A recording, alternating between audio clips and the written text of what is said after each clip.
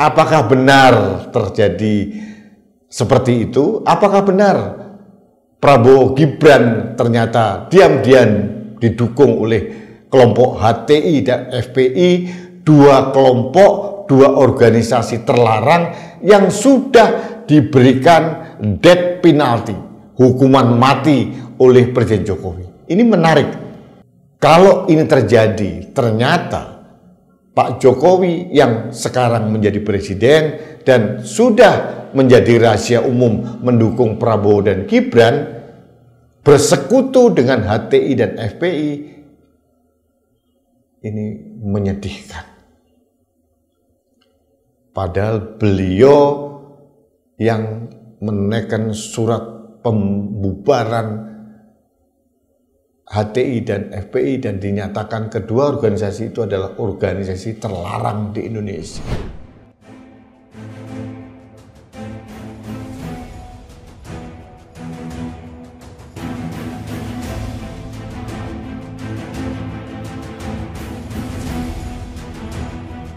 Nah, memang benar ada ucapan dari Pak Prabowo bagaimana caranya tidak terlalu menyolok dukungan ini. Saya sampaikan ke Pak Anies, Pak, sampeyan niku abot teng PKB. Botnya gimana, Gus? Framingnya itu loh, labelnya itu sampean itu 212 saya bilang itu. Yang kedua saya tanya, lah kok sampean iso melu radikal itu gimana 212? Beliau cerita, itu kan soal pilgub, soal kekhawatiran HTI, FPI. Pak Anies bilang, ini rahasia Gus, ampun seru-seru. Kalau pentolan 212 dan grupnya itu masih di sana, masih ikut 08, masih di sana, tapi di sana disuruh tiarap dulu, jangan muncul. Karena ngopeni gerakan itu kosnya besar. Halo sahabat Indonesia, kita bertemu kembali dalam Opini Rudy. Sahabat Indonesia, ini hari Minggu. Saya akan memberikan opini yang ringan-ringan saja. Tapi ringan di masa politik ini tetap saja bagi saya cukup menggelikan dan penting untuk saya suarakan. Ini terkait dengan video yang saya terima dari beberapa orang tentang ceramah dari Kiai Haji Yusuf Hudori. Pak Hudori menceritakan pertemuannya dengan Anies Baswedan. Pak Hudori mengatakan dengan jelas, mengapa sih Anies ini kemarin-kemarin mendukung kelompok-kelompok radikal, HTI, FPI, dan framingnya menjadi pendukung 212 gitu. Kepada Kiai Haji Yusuf Hudori, Anies menceritakan, ini cerita yang dibangun oleh Gus Yusuf ya. Anies mengatakan bahwa HTI, FPI, dan kelompok 212 mendukung dia itu hanya dalam rangka untuk dia mendapatkan kursi gubernur di DKI Jakarta, Pilgub tahun 2017. Sekarang mereka ini bersembunyi di ketiak Prabowo Subianto, mereka tiarap dulu, nanti pada saatnya akan berbunyi. Ini tuduhan yang sangat serius dari Anies Baswedan kepada Prabowo Subianto. Apakah benar terjadi seperti itu? Apakah benar Prabowo Gibran ternyata diam-diam didukung oleh kelompok HTI dan FPI, dua kelompok, dua organisasi terlarang yang sudah diberikan death penalty, hukuman mati oleh Presiden Jokowi? Ini menarik. Ini perlu diklarifikasi oleh pendukung Pak Prabowo, bukan ke saya, tapi ini berdasarkan apa yang disampaikan oleh Anies Baswedan kepada Kiai Haji Yusuf Hudori. Kalau ini terjadi, ternyata Pak Jokowi yang sekarang menjadi presiden dan sudah menjadi rahasia umum mendukung Prabowo dan Gibran bersekutu dengan HTI dan FPI,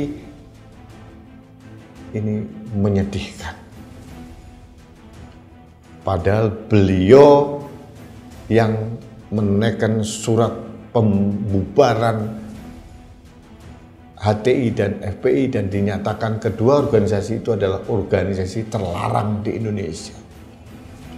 Apakah hanya demi kekuasaan?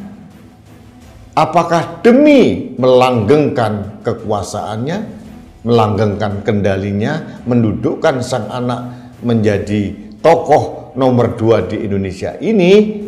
Presiden Jokowi begitu saja mengabaikan etika dan norma kepatutan dengan bersekutu dengan HTI dan FPI.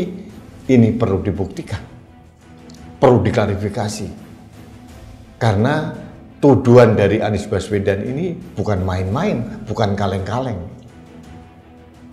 Jadi ini saya sampaikan ke publik biar rakyat tahu, kong kali kong politik di Indonesia itu seperti itu. Lawan jadi kawan, kawan jadi lawan. Yang dulu saling hujat sekarang bersatu. Yang dulu berkawan dan sekarang saling berseberangan, ini terjadi.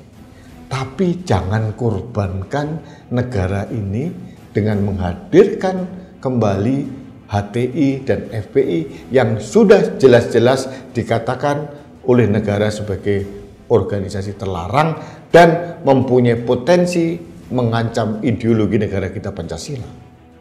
Pragmatisme kekuasaan jangan dilegalkan untuk tutup mata membiarkan kelompok-kelompok HTI dan FPI berkontribusi untuk memenangkan kursi kekuasaan. Karena apa?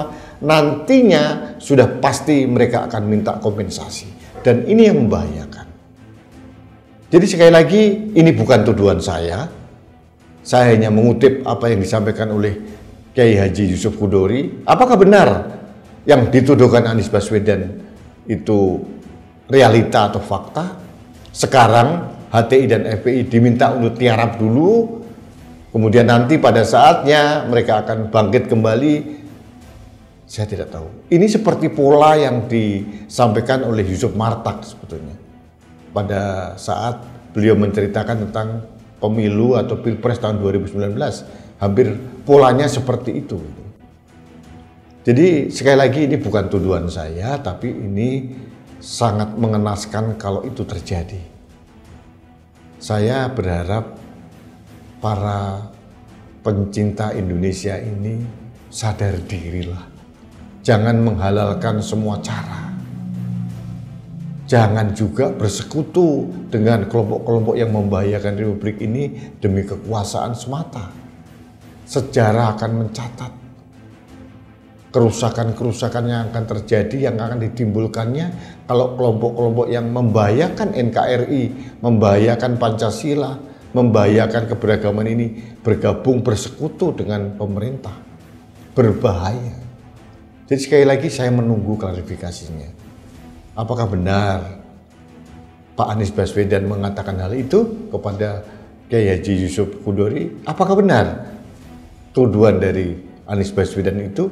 Ini harus kita buktikan. Akan kita tunggu perkembangan seperti apa. Anies Baswedan ini seperti melemparkan batu sembunyi tangan. Lempar batu sembunyi tangan. Jadi dia melemparkan serangan masif dahsyat ke kubu Prabowo, kubu 08 katanya.